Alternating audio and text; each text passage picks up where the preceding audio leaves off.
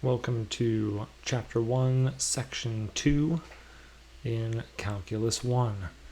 In this section, we're going to cruise through another handful of homework problems, really still in that vein of review, and I am going to again just help you get started on these problems. This is knowledge that you're supposed to have coming in, but as you might recall, one of the most difficult parts about math problems is getting them started. So let me help you get these started. Number 1 says find the expression for the quadratic functions whose graphs are shown. And the first graph that we're seeing here is labeled F. There it is. And this function passes through 2 points, 3, 2 and 2, 0.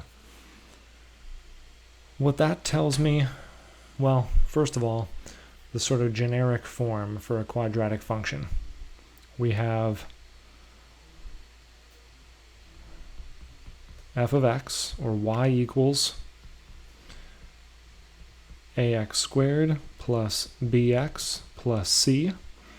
In this case, and also note that f of x is the same thing as a y value. So I'm going to, on the left-hand side of this equation, replace my f of x, or my y value, with a 2. And on the right-hand side of the equation, I have a times 3 squared, which is 9, plus, I don't know what my b value is, but again, we do know that our x-coordinate is 3, plus, we don't know what our c value is. And, well, maybe I'll do it later. Let's go and look at the second point, the one that's at the vertex of this parabola. This one has a y-coordinate of 0. The x-coordinate is 2. So we're going to do a times 2 squared, which is 4, plus b times our x value, which is 2, plus we still don't know what the c value is. So far what I have is 2 equations which have 3, I won't call them variables, but let me call them unknowns. 2 equations with 3 unknowns is not a good situation. As you might remember from a college algebra class, that is a scenario which would consist of 2 planes in 3-dimensional space, and those 2 planes could be parallel to each other and have no points of intersection. The 2 planes could come together and intersect at infinitely many points, making up a line in 3-dimensional space. Those are your only 2 possibilities, no solution or infinitely many solutions. I suppose your 2 planes could also represent the same plane, in which case you would have also infinitely many solutions. Thankfully, parabolas are symmetrical, and we can take this point 3, 2 and sort of reflect it over the axis of symmetry of our parabola, which passes through or has the equation x equals 2. Now this distance from the axis of symmetry over to our point, 3, 2, is a distance of 1, which means we can travel the same distance over to here, another distance of 1, and arrive at the point 1, 2. And we can use that third pair of values to write a third equation. Y value was 2. We've got a times 1 squared, which is 1, plus b times 1, plus c. And what you have here now is a system of equations. And you know how to solve a system of equations already. I would rewrite this, certainly. I'd write that as 9a, 4a, this would just be a, 3b, 2b, just b, and as many of us have done, when you solve a system of 3 equations, you label your equations 1, 2, and 3, If you normally label them A, B, and C, you might want to switch over to numbering them 1, 2, and 3, since our three unknowns are currently being called A, B, and C. If you don't remember how to do this, you need to go and watch another video and refresh your memory on how to solve a system of 3 equations. This one, I think it's safe to assume, is going to have one unique solution, just because of it being a parabola, which is going to fit this one specific graph. Solving systems of equations involves 2 different processes, typically solving by substitution or solving by elimination, sometimes called solving by addition.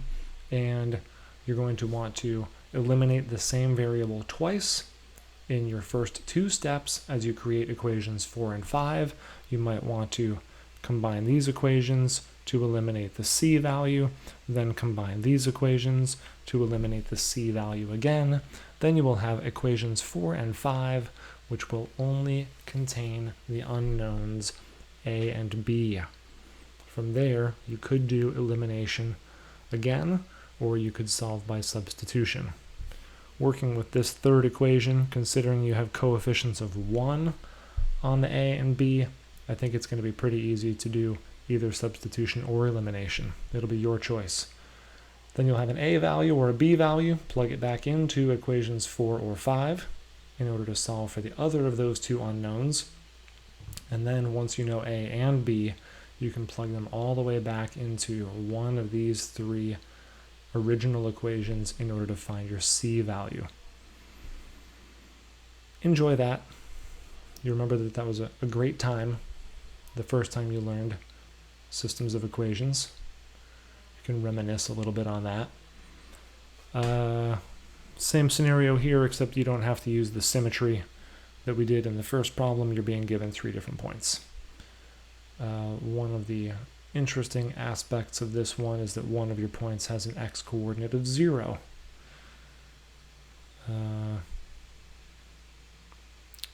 Plugging that x value of 0 into these 2 locations,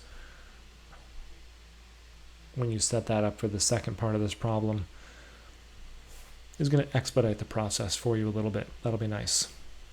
Problem number 2. Find an expression for a cubic function if f of 5 equals 180 and f of 1 is f of 0 is f of 6 is 0.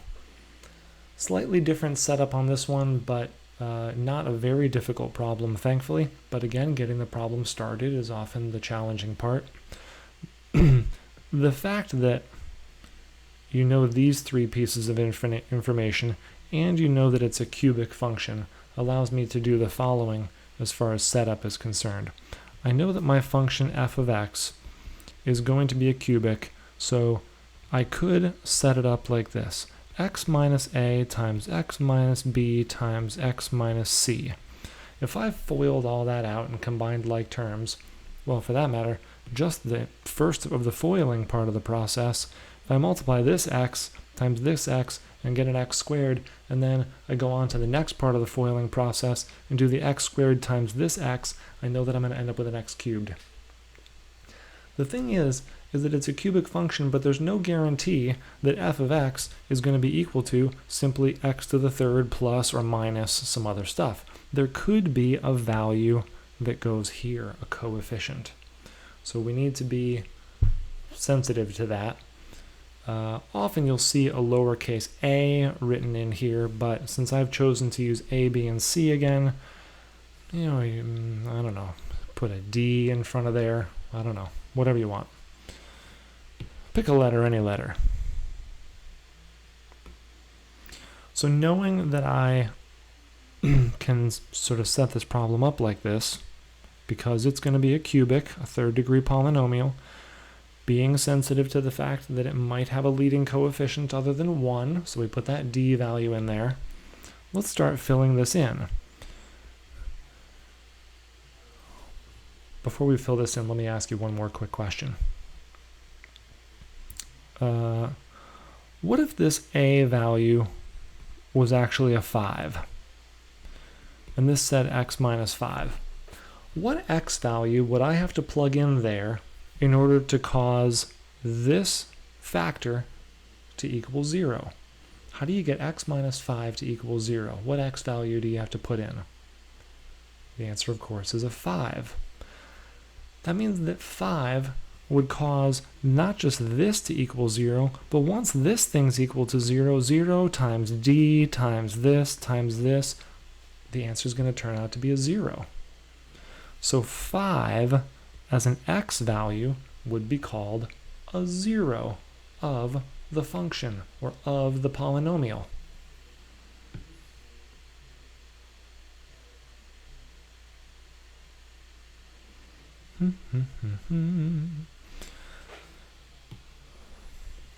What this is telling us up here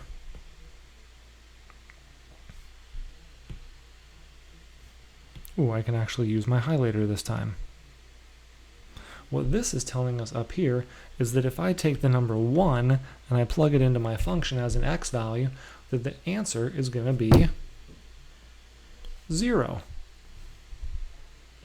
So I'm going to come back down to this equation that I'm designing. I'm going to leave the d value out for the moment. Well, we could put a d there. We don't know what it is yet. However, knowing that plugging in a negative 1 causes my function to equal 0 means that I could write this as x plus 1. Because if I plug in a negative 1 in the place of this x value, it's going to make my whole function equal to 0. Similarly, my second factor can be written as x plus 0 or minus 0, whatever, because f of 0, that 0 gets plugged in here, makes the entire function equal to, you guessed it, 0 again. And finally, a factor that says x minus 6, because we could take this 6 and plug it into here and make our entire function equal to 0 again. Hey, this thing's starting to look pretty good. There's one piece of information, or two, sort of, that we haven't used yet. And that is the f of 5 equals 180. F of 5 equaling 180, the 5 is an x value, and the 180 is a y value. Could we plug those in at this point? We can. On the next line, I'm going to do exactly that, and then I'm going to leave the rest up to you. The 180 is a y value, so that's going to go on the left-hand side of the equation in place of f of x.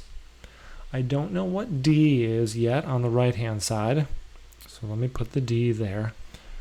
But the x value we're being told is 5, so let's plug that in. 5 plus 1 times 5 times 5 minus 6. Now you've got one equation with one unknown. It's the d value. You're going to solve this equation for d, so you'll have that, and you now know what your a value is, and what your b value is, and what your c value is. Now be careful with the positives and negatives there, okay? The way that I've circled those could leave you a little bit confused.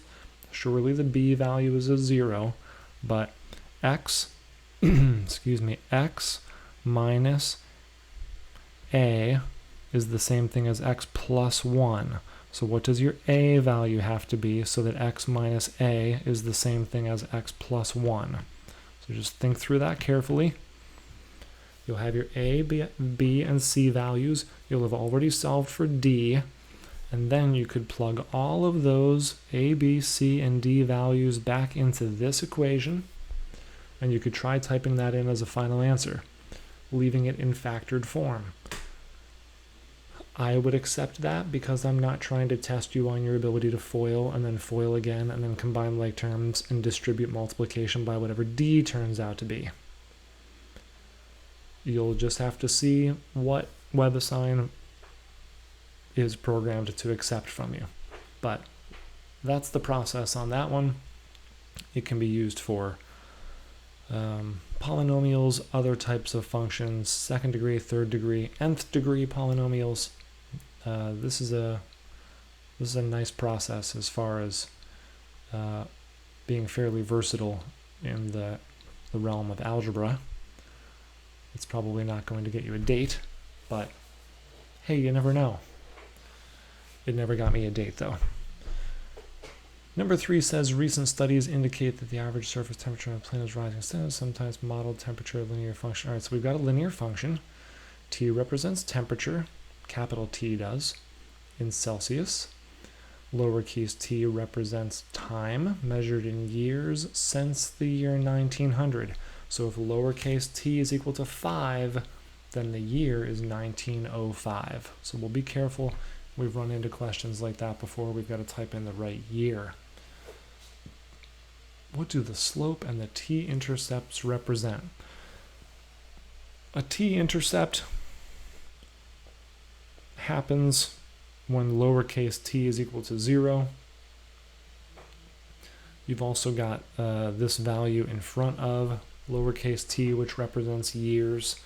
You also know that capital T is measured in degrees Celsius. So when lowercase t is equal to 0, you're starting in the year 1900. What's the temperature in Celsius? So you can find that by plugging in lowercase t equals 0. Then, if you're having a little trouble interpreting this linear equation, start plugging in some t values. You only have to plug in a couple, a t value of 0, a t value of 1, a t value of 2, and see what happens to the temperature as you increase your lowercase t value one at a time, marching forward through time, starting in the year 1900. And you'll see that your temperature is going up a little bit, a little bit, a little bit. How much is it going up? What's the difference between those different temperature values from year to year? That will help you answer your slope question and will help give you a description of the average surface temperature and how it's changing per year. And we've already talked about the t-intercept. So you can handle the rest of that and then use the equation to predict the planet's average surface temperature in the year 2030. What number are you going to plug into your function in order to find the temperature, potential temperature, in the year 2030? I'm trying to walk you right into saying the wrong answer there. Okay, remember that lowercase t represents the number of years after 1900. So more applied problems. We've got word problems here being thrown at us. Here we've got a biologist. We've got crickets that are chirping, and it's noticed that the number of chirps per minute is being impacted by temperature. So as the temperature has gone from 70 to 80 degrees Fahrenheit, the number of chirps per minute has increased from 113 to 183. Temperature being measured along the x-axis. Number of chirps being represented going up the y-axis. You could figure out rise over run in order to get a slope of a linear function that is modeling this relationship. And once you have the slope of that line, you could use 70 and 113 or 80 and 183 in order to, or as your x1, y1 values to plug into point slope form, which we talked about in the previous section and which you should know very well. And you can use that and solve for capital T in order to come up with a linear equation that measures, or rather models, temperature as a function of number of chirps. Ooh, temperature being a function of the number of chirps. So T is a function of n, which means we're going to have a slope times a number of chirps plus some other number of chirps. This capital N number of chirps is actually your horizontal axis. So I misspoke. Please make sure that capital N number of chirps is on the horizontal axis and temperature is going up the vertical axis. So that's going to change your slope, your rise over run. If you've already calculated it, you're going to need to flip it. What is the slope of the graph? Great, we've already talked about that. What does it represent? Well, it's something to do with describing the relationship between a change in temperature or number of chirps per minute and temperature. And you've got an equation with, or a function equation with two variables in it, and you're being given a number of chirps per minute. Surely you can solve for temperature, rounding your answer to the nearest whole number. And finally, at the surface of the ocean, the water pressure is the same as the air pressure. Above the water, which is 15 pounds per square inch, below the surface, the water pressure increases by 4.34 pounds per square inch for every 10 feet you go down. Express the water pressure in pounds per square inch as a function of depth d in feet below the ocean's surface. The tricky part here is that the 4.34 pounds per square inch is the increase in pressure for every 10 feet of descent. And you're being asked to model it not as where d represents tens of feet, but rather individual feet.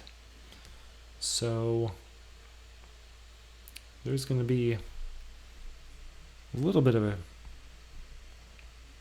trick there of some sort.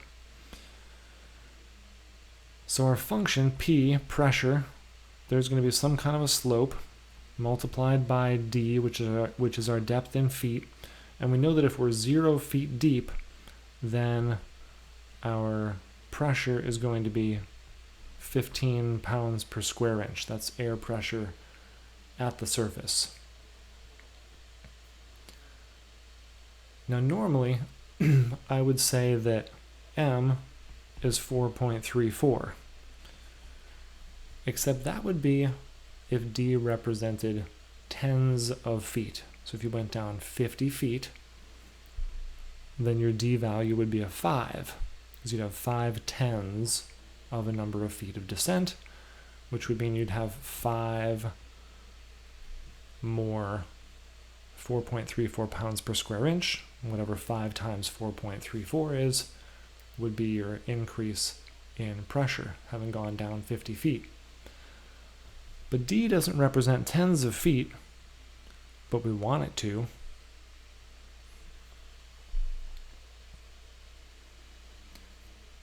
So in order to change the 10 into a 1, you can take your d value and divide it by 10, or realizing that if for every 10 feet I go down, I'm getting an increase of 4.34 pounds.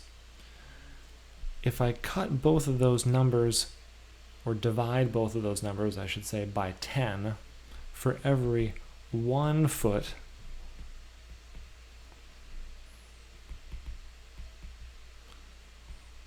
I should have an increase of 0.434 pounds per square inch, which is, if you look down into this p equals equation that I wrote, instead of taking the d and dividing it by 10, you could take the 4.34 and divide it by 10. So that's going to give you your slope. And then I'll leave you to answer the actual questions. Well, you've got your p equals equation there. Just clean it up and type it in. And then you'll have to solve that equation where you're being given a pressure of 80 pounds per square inch. You'll have to find the depth.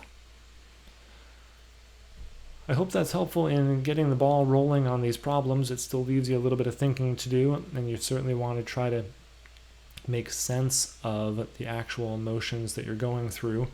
Remember that even though this stuff is kind of tedious, and even though we're talking about things like slope and y-intercepts and linear functions and systems of equations, all of which you've done before, these are still the fundamentals of what we're going to be going and looking at from a different perspective as we continue going further into the realm of what is calculus.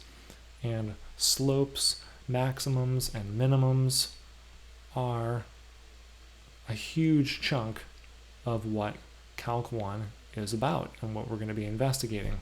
So hang in there. Thanks very much for hanging with me and my Apple Pencil, which is now charging, and I will see you in the next section. Take care.